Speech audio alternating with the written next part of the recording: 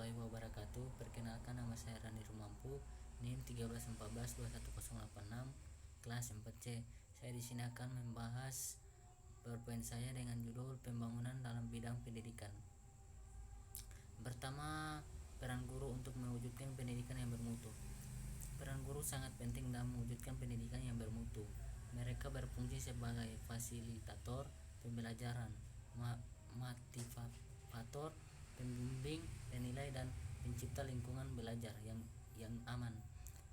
Guru juga harus terus mengembangkan diri melalui pengembangan profesional, namun perbaikan pendidikan adalah tanggung jawab bersama antara guru, siswa, dan orang tua, pemerintah, dan masyarakat secara keseluruhan. Dengan kerjasama yang baik dan peran yang efektif dari semua pihak, pendidikan yang bermutu dapat diwujudkan. Adapun peran dan fungsi guru, proses pendidikan pada dasarnya diarahkan dengan tujuan agar peserta didik mampu mengembangkan potensi yang dimilikinya, agar memiliki kemampuan dan kecakapan, memiliki ilmu pengetahuan, kreatif, inovatif, mandiri, berdaya saing, serta berguna bagi dirinya, masyarakat, dan bangsa dan negara. Dengan tujuan pendidikan tersebut menetapkan guru sebagai orang yang memiliki tanggung jawab dalam upaya mewujudkan tujuan tersebut. Sudah tentu guru harus maksimal dalam melaksanakan tugas dan tanggung jawabnya. Kompetensi guru harus dimiliki dan dikuasai secara komprehensif sehingga pelaksanaan tugas dan tanggung jawab bisa dilakukan secara profesional. Adapun problematika secara umum yang terjadi di dunia pendidikan. Problematika umum yang terjadi di dunia pendidikan meliputi akses terbatas, ketimpangan pendidikan, kurikulum yang tidak relevan, kualitas pengajaran yang bervariasi, kurangnya integrasi teknologi, stres akademik, pendidikan inklusif yang masih terbatas, dan masalah perdanaan. Semua masalah ini mempengaruhi kualitas dan kesetaraan pendidikan serta pengembangan potensi siswa secara menyeluruh. Untuk mengatasi problematika ini perlu dilakukan upaya kolaboratif dan komprehensif dari pemerintah, lembaga pendidikan, guru, orang tua, dan masyarakat secara keseluruhan. Adapun pengertian problematika pendidikan.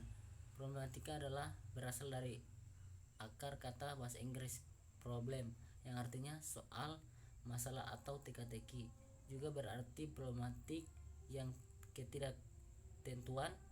Tentang pendidikan banyak definisi yang berbagai macam, namun secara umum dan mendefinisikan bahwa pendidikan adalah suatu hasil peradaban sebuah bangsa yang dikembangkan dasar suatu pandangan hidup bangsa itu sendiri sebagai suatu pengalaman yang memberikan pengertian, pandangan, dan penyesuaian bagi seseorang yang menyebabkan mereka berkembang. Adapun strategi yang dilakukan untuk mengatasi masalah yang terjadi di bidang pendidikan.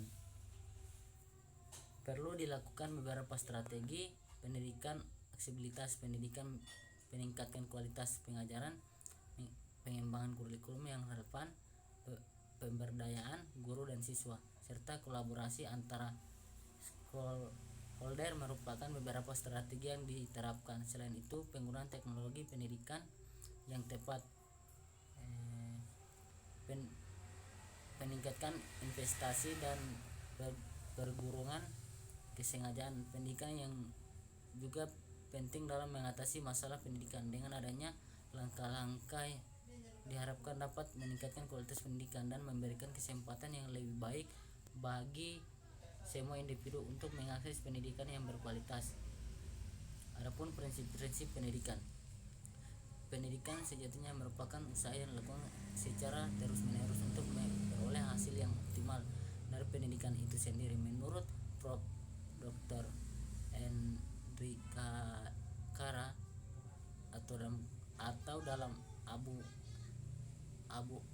Ahmad tahun 2003 halaman 71 terdapat 4 prinsip dalam pendidikan. Yang pertama, humanisme. Humanisme adalah sebuah pemikiran filsafat yang mengedepankan nilai dari kedudukan manusia serta menjadikan sebagai kriteria dalam segala hal. Humanisme merupakan filsafat pendidikan, pandangan awal yang mendasari kegiatan kependidikan. Yang kedua, humanisasi. Humanisasi pendidikan adalah proses pendidikan yang ditujukan untuk pengembangan potensi peserta didik sebagai manusia dengan sendiri mengimplementasikan humanisasi. Manusia tidak hanya harus menjadi homo atau manusia juga harus menjadi homo yang human, artinya kebudayaan lebih tinggi. Yang ketiga, humaniora. Humaniora di sini dimaksudkan dalam arti yaitu pertama, sekumpulan ilmu kemanusiaan seperti filsafat, sejarah, ilmu bahasa. Kedua, cara pengajaran yang mencoba mengangkat unsur-unsur manusiaan dalam pengajaran.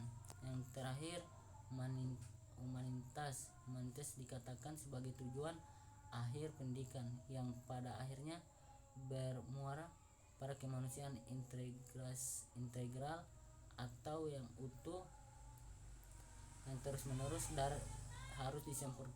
harus disempurnakan bercirikan. Sekian presentasi dari saya, lebih dan kurangnya saya mohon maaf. Wabillahi taufiq wal hidayah. Wassalamualaikum warahmatullahi wabarakatuh.